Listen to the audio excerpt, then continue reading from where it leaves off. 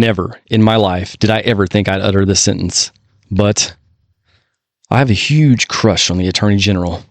Now, usually when you think Attorney General to the U.S., you think dudes.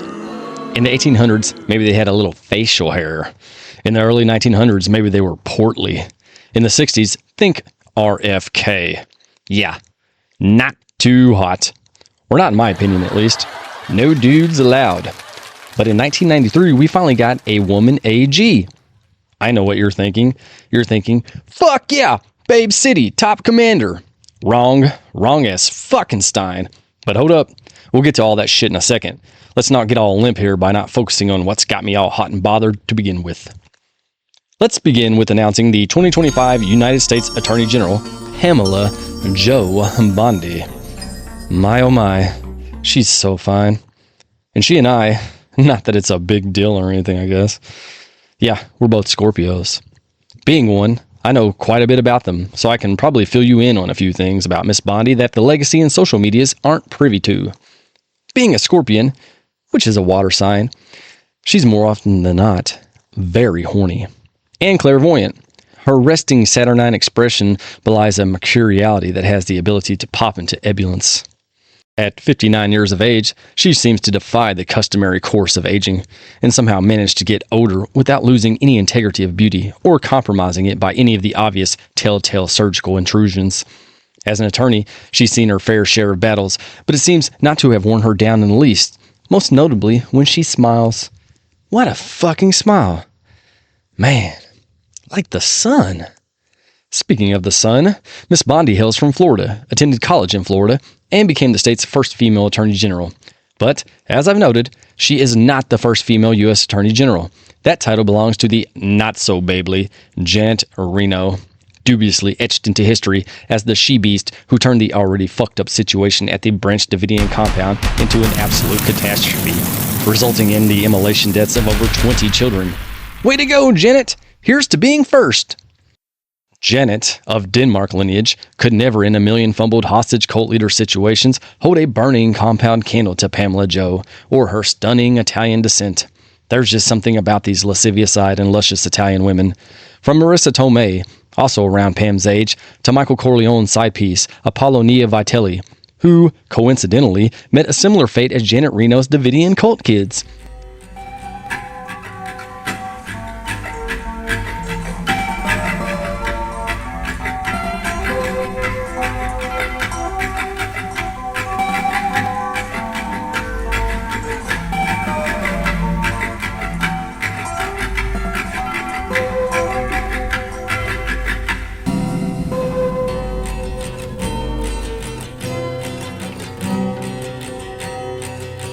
Italian babes have always held a special place in my heart, among other organs.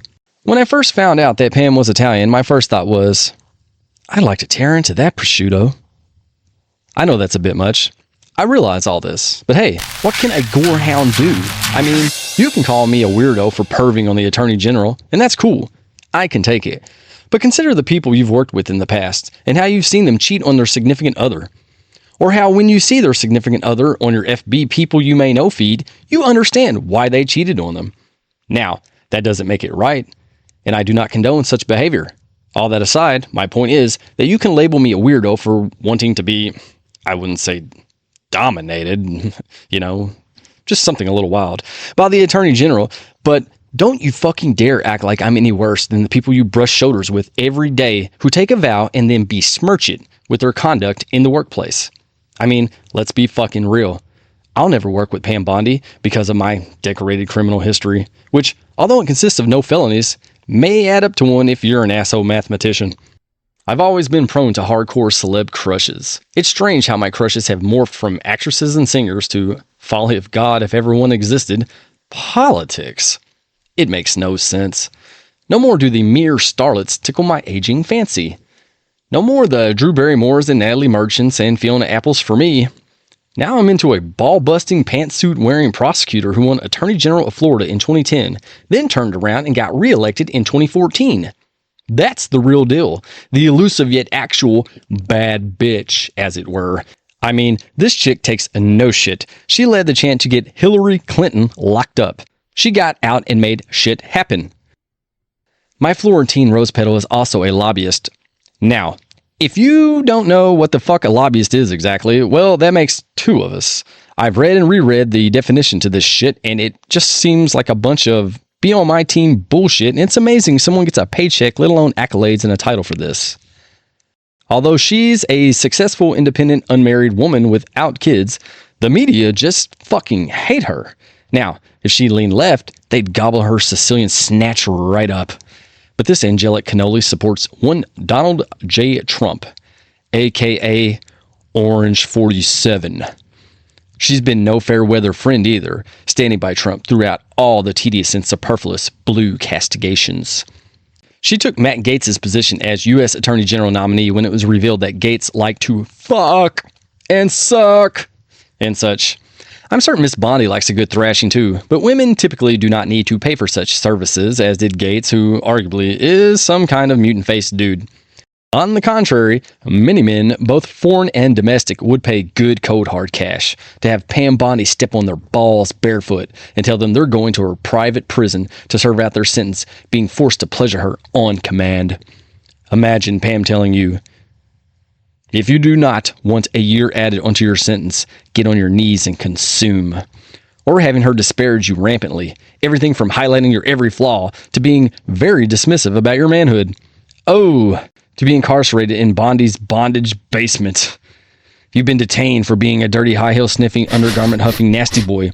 What say you? She'd scream, cracking her whip. Guilty as charged. Just look at her. I like this look.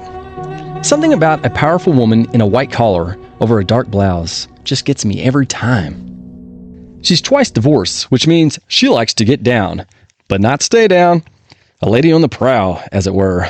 Pussy whip and then pussy skip. According to media sources, she does keep a man, a bloke named Wakefield. But Wakefield's got to be in dreamland if he thinks this fine specimen is going to lay down and be as nimble Angelioletto. That's Italian for little angel.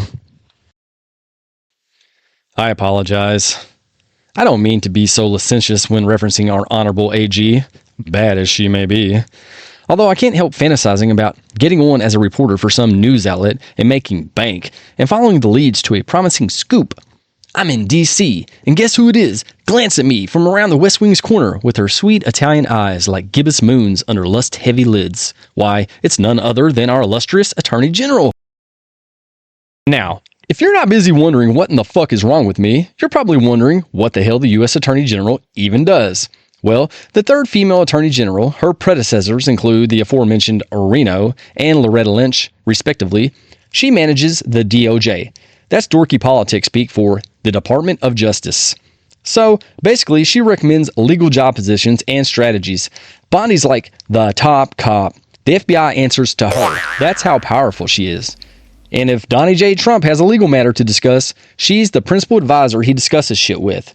And you can only imagine the headache this woman's going to have helping advise Orange 47. Basically, this is one bad bitch no one wants to fuck with.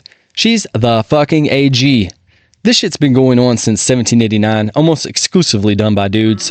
The fact that there's been 3 women so far, one black, one Italian, and one, well, Reno-ish, points in an auspicious direction as to where we're going as a society in America. It's not that we the people are beyond giving power of the highest office, the prez, to a woman someday. It's just not going to be the DEI joke of a candidate that got brutalized just like Hillary did. I think the future takes care of itself. Wise words spoken by a wise woman, Miss Bondi. And although I know Pam spoke those words meaning the future of the country, I think it also relates to my essay as well. So I have no problem veering slightly off course to enjoy this little side quest. Much like early 2020's Lana Del Rey, Miss Bondi enjoyed a thicker streak for a moment in her past. And just like Lana, she rocked the more cushion for the push and look like a champ. Just look at that. In the movie Throw Mama from the Train, actor Ray Burke plays a character named Pinsky. In Billy Crystal's creative writing class, Pinsky describes the outlines of his forthcoming coffee table book with a succinct title, 100 Girls I'd Like to Pork. I realize this essay is coming across like a rough draft of Pinsky's coffee table book, especially when I, as I'm now going to do, explain how my fetishizing of celebrity women has evolved from mere actress to politician. For instance, consider my adolescent obsession with Drew Barrymore and Winona Ryder, two of the finest women to ever absorb sunlight. Now, fast forward all these years later, and here I am, watching an already confirmed Pam Bondi confirm Tulsi Gabbard, who, had she run for president, would have gotten every single inch of my vote. What the fuck did you think I was going to say? They stare into each other's eyes. Tulsi touches the Bible. So taboo, knowing God would never condone their lesbian love fest, but desecrating his name just to make it kinkier. I love it. And then, the one thing that only a nasty boy would notice. During both of their confirmations, Bondi and Gabbard flubbed the word discharge. Discharge. Now, I'm not proud of noticing this, but I'm not ashamed either. Season to taste, if you know what I mean. Oh, it's getting hot. Way too hot. And then enters Anna Paulina Luna, another Floridian-appointed political babe. Where'd you come from? Bondi and Tulsi ask. I've been congressing all day, and I'm so tired, Congresswoman Luna says. Bondi and Tulsi tap the empty spot on the bed they're in. Somewhere along the lines, they made it from hugging at the lectern to crawling in bed together. Don't ask me how. But, you know what? Never mind. I gotta snap out of this.